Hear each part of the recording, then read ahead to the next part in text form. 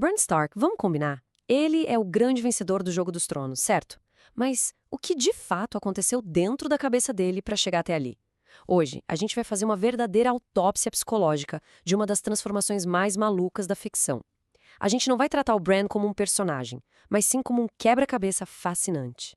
Para começar, a análise da jornada do Bran usa um termo bem pesado: ruptura ontológica. E o que isso quer dizer? Basicamente é que a identidade original dele não só mudou um pouquinho, ela foi completamente quebrada, estilhaçada para que algo totalmente novo pudesse ser construído no lugar.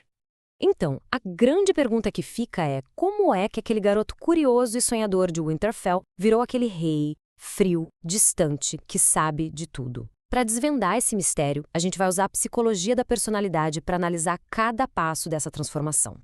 E para a gente entender no que ele se transformou, primeiro a gente precisa voltar para o começo. Quem ele era? A análise da fase inicial dele o classifica como um INFP, também conhecido como sonhador. Pensa nisso como se fosse a configuração de fábrica do Bran.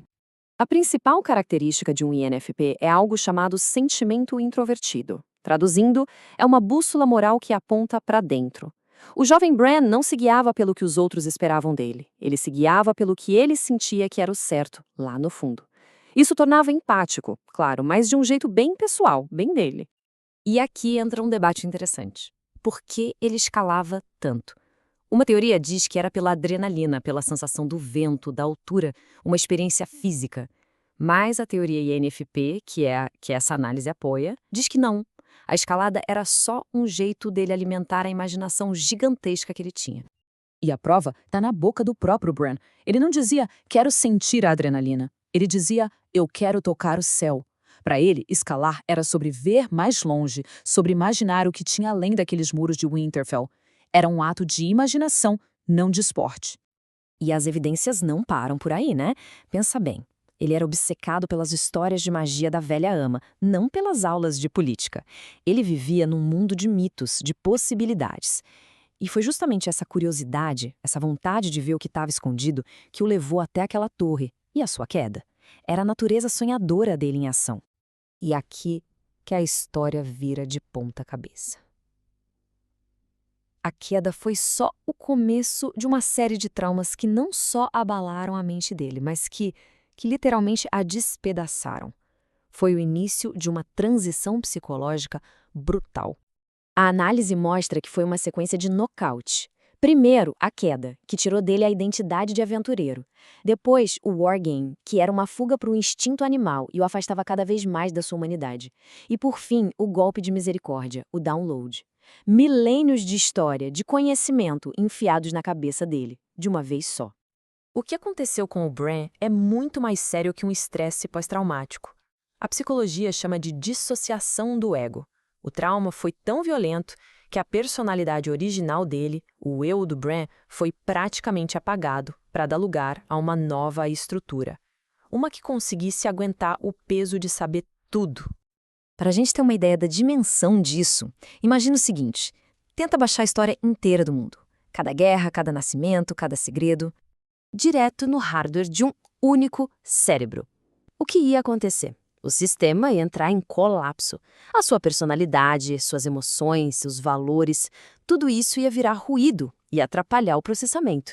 O sistema precisaria se reformatar, apagar tudo e começar do zero. E olha, o próprio ator que interpretou o Bran, o Isaac Hempstead Bright, disse algo parecido. Ele falou que o Bran virou um computador gigante, que ele não era mais o Bran Stark. A pessoa deu lugar à função. O garoto foi embora, e no lugar ficou o processador. Então, o que surge depois dessa formatação total? Uma entidade completamente nova. A análise a identifica como um INTJ, o arquiteto, um tipo de personalidade que é praticamente o oposto completo do INFP sonhador do começo. A principal ferramenta do INTJ é a intuição introvertida. Lembra que o jovem Bran via infinitas possibilidades no mundo? Pois é, o novo Bran vê um único caminho. Ele enxerga todos os padrões e consegue prever o futuro mais provável. Não é mais sobre o que poderia acontecer, e sim sobre o que inevitavelmente vai acontecer. E a gente vê essa mente fria e estratégica em ação o tempo todo. Ele não só vê o futuro, ele o manipula. Ele dá a adaga para Arya porque ele sabe exatamente o que ela vai fazer com ela. Ele se usa como isca para o Rei da Noite porque ele entende a lógica do inimigo. Cada passo não é uma reação no susto, é uma jogada calculada num imenso tabuleiro de xadrez. Tá, mas por que INTJ e não outro tipo parecido? Esse quadro ajuda a gente a matar a charada. Um INTP, por exemplo, ia querer saber tudo só por saber. Um INFJ ia usar o poder para ajudar os outros, com empatia. Mas o Bran, ele usa o conhecimento como uma arma estratégica. Ele é direto, objetivo e aceita ser rei não por dever ou ambição, mas porque essa é a conclusão lógica do plano dele. O que nos leva ao veredito final dessa nossa autópsia psicológica. Qual é o diagnóstico? E, mais importante, qual foi o preço de tanto poder? A conclusão é que a gente não está olhando para uma personalidade só. O que temos aqui é a alma de um INFP que foi reconfigurada à força para operar como uma máquina INFT. A personalidade original não evoluiu, ela foi substituída. E o mais curioso é que a percepção do público parece confirmar isso. Uma pesquisa mostrou que as pessoas veem o Bran como alguém focado no futuro, autodisciplinado e complicado. Todas essas são características que batem perfeitamente com o perfil de um INTJ. E aí, para fechar, vem a frase mais reveladora dele. Quando oferecem a coroa, ele responde: "Por que você acha que eu vim até aqui?" Essa não é a fala de alguém que só observa. É a confessão de um mestre jogador que sempre soube o resultado e moveu todas as peças, inclusive ele mesmo, para chegar exatamente nesse ponto.